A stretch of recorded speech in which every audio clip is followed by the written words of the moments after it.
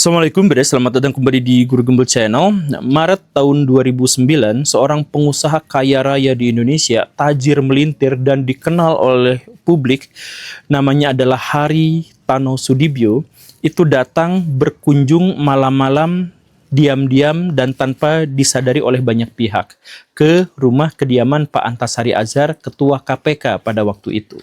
Pak Haritano itu bilang kepada Pak Antasari Azhar, Pak Antasari, maaf ya, kita mengetahui bahwa Indonesia itu adalah negara yang dikenal punya reputasi sarang koruptor, bahwa banyak penegakan hukum di Indonesia itu tidak berjalan dengan sangat baik. Dan salah satu kasus hukum yang sekarang sedang mengemuka di publik itu adalah menyangkut skandal korupsi Pak Aulia Pohan. Beliau adalah besan dari Presiden Republik Indonesia Susilo Bambang Yudhoyono.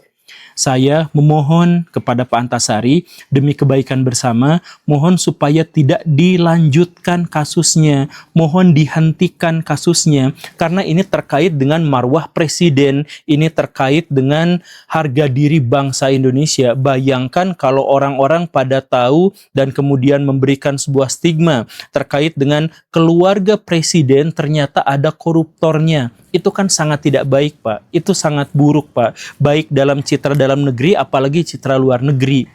Jadi dengan segala kerendahan hati, Pak, saya mohon maaf supaya kasus seperti ini tuh dihentikan. Begitu. Kemudian Pak Antasari Azhar mengatakan, ya betul, korupsi Pak Aulia Pohan itu memang sedang diurus sama KPK. Saya adalah ketua KPK. Tetapi masalah ini tidak bisa diintervensi oleh pihak lain. Bahkan presiden sekalipun tidak boleh intervensi masalah hukum seperti ini. Kita memang benar-benar harus menegakkan hukum terlepas siapa pelakunya.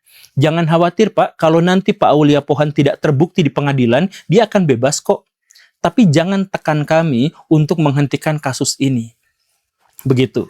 Kemudian Pak Haritano diceritakan mengatakan kurang lebih seperti ini. Ya Pak, ini kan bukan hanya urusan presiden, ini juga adalah urusan Bapak. Bapak sebagai ketua KPK.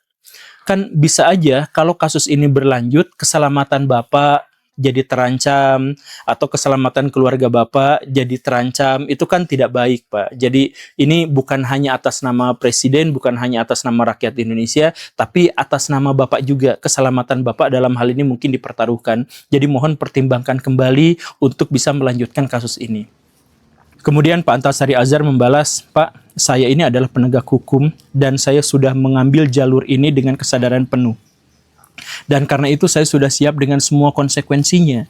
Jadi kalau gara-gara kasus ini kemudian besok pagi saya meninggal dunia, itu nggak masalah, Pak. Karena ini adalah jalan yang sudah saya tempuh. Begitu kata Pak Antasari Azhar. Nah, Pak Haritano kemudian ya merasa bahwa jalannya sudah buntu, akhirnya pulang begitu saja. Tak berapa lama, masih di bulan yang sama, di bulan Maret tahun 2009, ada sebuah kejadian yang cukup mengerikan di Indonesia. Direktur perusahaan anak dari BUMN terkemuka di Indonesia, namanya adalah Pak Nasruddin Zulkarnain, itu tewas ditembak oleh orang tidak dikenal. Dan ketika polisi datang dan menyelidikinya, ternyata semua bukti-bukti dan indikasi menunjuk ke arah yang sama, bahwa Pak Nasruddin Zulkarnain ini ternyata dibunuh oleh Pak Antasari Azhar. Ada bukti chattingnya, ada bukti kesaksian sejumlah orangnya yang mengarahkan pada orang yang sama, bahwa Pak Antasari membunuh Pak Nasruddin Umar.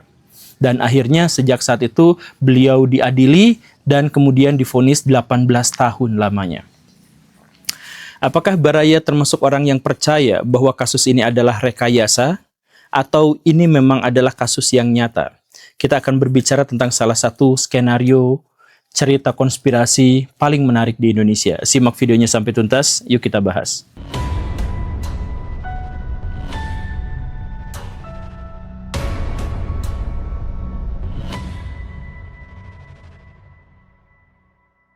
Pada tahun 1997, Indonesia mengalami salah satu krisis paling parah yang pernah dirasakan oleh bangsa Indonesia. Pada waktu itu, nilai tukar rupiah anjlok, kemudian harga-harga membumbung tinggi, dan kemudian PHK massal terjadi di mana-mana karena keruntuhan ekonomi. Sekarang Baraya bayangkan bagaimana ceritanya ketika harga-harga naik 2, 3, 4 kali lipat, tapi Baraya justru malah kehilangan pekerjaan. Itulah yang dialami oleh rakyat Indonesia pada tahun 1997. Ekonomi Indonesia kolaps. Ekonomi Indonesia benar-benar dihajar oleh momentum yang benar-benar menyakitkan. Pemerintah pada waktu itu sebenarnya punya beberapa langkah, dan salah satunya itu adalah bikin skema yang namanya adalah BLBI. Jadi untuk bisa menyelamatkan ekonomi Indonesia, maka pemerintah memutuskan untuk mengucurkan sejumlah bantuan kepada bank-bank yang ada di Indonesia sebagai jangkar ekonomi Indonesia. Awalnya mereka itu dikasih sekitar 114 triliunan rupiah, tetapi kemudian seiring berjalannya waktu itu tembus sampai 1.000 triliun rupiah. Nah, skema BLBI ini sebenarnya memang benar-benar digunakan untuk menyelamatkan ekonomi Indonesia. Cuman yang menyebalkannya itu adalah bahwa kucuran dana dari pemerintah itu dikorupsi. Jadi ada banyak bank-bank yang diberi bantuan itu, malah bantuannya digunakan untuk melunasi utang pribadi, ada yang digunakan untuk membeli aset di luar negeri, bahkan ada yang menggondol uangnya kemudian pergi ke luar negeri dan gak balik lagi gitu. Itu sengeri itu Baraya. Jadi koruptor di Indonesia itu sengeri itu. Jadi Indonesia lagi krisis, kemudian pemerintah memberikan bantuan kepada bank-bank itu agar mereka itu bisa menjalankan tugas dengan baik untuk bisa menjaga stabilitas ekonomi di masyarakat. Mereka justru malah mengkorupsi uangnya. Inilah skandal BLBI itu, di mana korupsinya justru terjadi ketika Indonesia sedang mengalami krisis yang sangat parah. Makanya kalau Baraya benci sama koruptor itu wajar gitu. Karena mereka justru mengais rezeki yang luar biasa besar dari krisis yang menimpa rakyat Indonesia. Nah, maka jelas pada waktu itu BI itu langsung disorot, langsung dipertanyakan, ini kamu ngucurin duitnya kemana aja? Kenapa ke bank-bank yang malah tidak terpercaya, kepada pribadi-pribadi yang justru malah kabur? Nah, BI itu langsung disorot begini dan begitu. Ini kasusnya tuh panjang bertahun-tahun Baraya.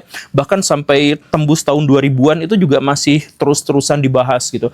Ini uangnya tuh harus segera kembali. Gimana cara uang harus dikembalikan dan sebagainya. Nah, karena BI pada waktu itu tuh ada dalam tekanan, maka salah satu pentolan dari BI itu yang namanya Pak Aulia Pohan bersama dengan teman-temannya dengan mendirikan koperasi begini dan begitu, itu tuh punya sebuah rencana rahasia di mana untuk bisa mengurangi tekanan yang bertubi-tubi dan pertanyaan yang gila-gilaan kepada BI dan tuntutan habis-habisan, maka beliau itu menyiapkan 100 miliar rupiah untuk menyuap orang-orang yang vokal, kemudian anggota DPR yang mau mencecarnya dan sebagainya, itu dikasih uang.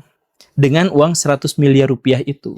Nah, ketahuan sama KPK. Oh, ini ternyata Pak Aulia Pohan bersama teman-teman itu melakukan tindak korupsi sebagai imbas dari kasus BLBI. Begitu. Nah, akhirnya apa? Pak Aulia Pohannya langsung diciduk sama KPK. Tepat disitulah kemudian Pak Haritano Sudibyo dikabarkan oleh Pak Antasari Azhar, versi Pak Antasari Azhar, datang ke rumahnya untuk melobi agar kasus ini segera dihentikan. Nah, dalam hal ini kita juga harus melihat Pak Presiden. Pak Presiden pada waktu itu tuh mengatakan dengan wajah yang berat, dengan suara yang agak sendu, sebenarnya beliau itu mengatakan bahwa saya dalam hal ini tuh harus berbicara dengan dua konteks, dua status. Yang pertama adalah status saya sebagai seorang pribadi dan status saya sebagai seorang kepala negara. Sebagai seorang pribadi, saya merasa terpukul, saya sedih, dan saya merasa bingung dan galau untuk bisa memberikan penjelasan kepada keluarga saya, untuk bisa memberikan penjelasan kepada menantu saya bahwa ternyata bapaknya kena masalah begini dan begitu. Di satu sisi saya sebagai pribadi memang merasa pilu dengan kejadian seperti ini. Tetapi saya sebagai seorang presiden mengatakan bahwa saya tidak akan intervensi kasus ini, hukum harus tetap ditegakkan, bahwa Pak Aulia Pohan mau dia besan saya mau bukan, kalau dia korupsi maka dia harus diadili. Itu pernyataan dari Pak Presiden. Kemudian banyak juga orang yang mengatakan memang harusnya seperti itu. Dan bahkan di pengadilan Pak Aulia Pohan sendiri sangat kooperatif. Dia memberikan pengakuan, menjelaskan kasusnya, sampai ada beberapa orang juga yang akhirnya diselidiki gara-gara pengakuan dari Pak Aulia Pohan itu. Jadi sebenarnya di mata publik sebenarnya kasus ini tuh ya oke, kasusnya sudah selesai dan sama sekali tidak mencederai marwah kepresidenan, karena presiden sendiri dalam hal ini bertindak sangat adil dan sangat profesional. Cuman ada pengakuan sepihak dari Pak Antasari Azhar itu yang tadi mengatakan bahwa dirinya itu ada dalam tekanan presiden melalui seorang pengusaha yang namanya Pak Haritano. Itu perkataan sepihak dari dirinya gitu ya. Cuman ini entah kebetulan atau tidak, entah ini sesuai tudingan dari Pak Antasari atau tidak, di tempat yang lain memang ada seorang direktur perusahaan besar di Indonesia yang meninggal dunia, namanya adalah Pak Nasruddin Zulkarnain. Nah, menurut kepolisian dan menurut pengadilan pada waktu itu yang membunuhnya itu adalah Pak Antasari Azhar. Kenapa seperti itu? Ini berasal dari sebuah urusan pribadi. Jadi Pak Antasari Azhar itu digambarkan dalam pengadilan itu sebagai seorang yang mata keranjang. Sama seperti banyak pejabat lain di Indonesia, kalau dia sudah punya banyak harta, kalau sudah dia berkuasa, kalau dia sudah memegang amanah dan tanggung jawab, biasanya dia membutuhkan pelipur lara, yaitu wanita-wanita yang ya begitulah. Nah, satu waktu Pak Antasari Azhar itu bertemu dengan seorang kadi golf yang namanya adalah Rani. Nah, Rani itu langsung membuat Pak Antasari Azhar itu kelepek-kelepek. Karena cantik, seksi gitu, wah apa gitu, jadi langsung tertarik. Nah, Pak Antasari Azhar itu langsung mengajaknya untuk melakukan aktivitas yang menyenangkan gitu ya. Cuman Raninya pada waktu itu menolak dengan alasan, saya tuh sudah jadi simpanan dari seorang pengusaha dan seorang pejabat direktur PT Anu yang namanya adalah Pak Nasruddin Zulkarnain gitu. Nah, Pak Antasari Azhar itu marah. Kok saya suka sama si perempuan ini, ternyata perempuan ini sudah jadi simpanan pejabat yang lain. Dia marah seperti itu. Akhirnya ya hubungan tetap berlanjut, kontakan tetap berlanjut, dan bahkan Pak Antasari Azhar itu berhasil untuk membawa masuk perempuan itu ke hotel. Tapi ternyata di situ kepergok sama Pak Nasruddinnya. Terjadi persengketaan, terjadi marah-marah di situ, dan akhirnya Pak Nasruddin itu bilang sama Pak Antasari Azhar, Pak Antasari, Anda itu tokoh publik, Anda dikenal sama publik, itu reputasi Anda itu bisa hancur gara-gara kasus ini, dan seterusnya dan seterusnya. Kemudian ancamannya, ya udah ginilah, kita ada uang tutup mulut, saya minta 1,2 miliar, tapi semuanya aman dan saya tidak akan bilang sama siapa-siapa. Begitu menurut laporan dari pengadilan. Kemudian Pak Antasari Azhar tidak siap dengan ini semua dan harga dirinya merasa dijatuhkan dengan itu. Maka dia mengutus 2 orang dari timur membayar sekian puluh juta rupiah untuk mengeksekusi Pak Nasruddin. Jadi ketika Pak Nasruddin lagi ada di dalam mobil, kemudian dipepet dan ditembak sampai akhirnya beliau meninggal. Nah, ini adalah versi pengadilan. Jadi Pak Antasari Azhar itu ternyata cukup cablu juga sama seperti banyak pejabat-pejabat yang lain, dan karena itulah maka beliau merencanakan pembunuhan itu kepada seorang direktur dari perusahaan anak BUMN itu.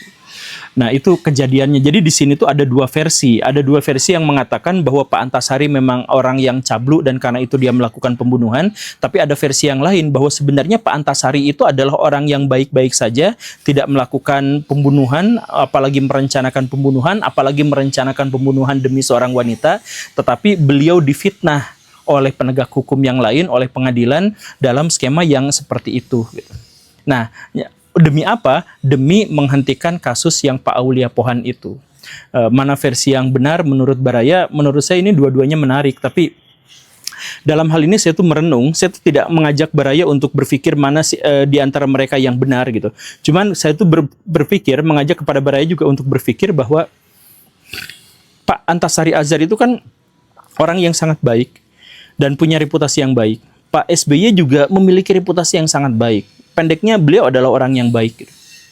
Tapi dalam melihat kasus ini, kita tuh harus dan mewajibkan otak kita, logika kita untuk berpikir bahwa salah satu atau keduanya itu sudah melakukan kebohongan. Gak mungkin dua-duanya jujur dalam hal ini tuh gak mungkin. Jadi pasti salah satunya berbohong atau dua-duanya berbohong. Nah, makanya dalam hal ini saya tuh ngebayangin, saya tuh merenung kalau pejabat yang kita kenal baik, pejabat yang kita kenal anti korupsi, pejabat yang kita kenal berintegritas dan amanah, ternyata salah satu entah siapa tapi salah satunya berbohong, maka bayangkan pejabat-pejabat yang jahat gitu. Yang kelihatan baiknya aja tuh kayak gini, apalagi yang jahatnya gitu. Makanya pikiran saya tuh mengarah ke sana ke sini gitu, termasuk pada sebuah pernyataan yang sangat terkenal dari seorang jurnalis politik namanya George Orwell.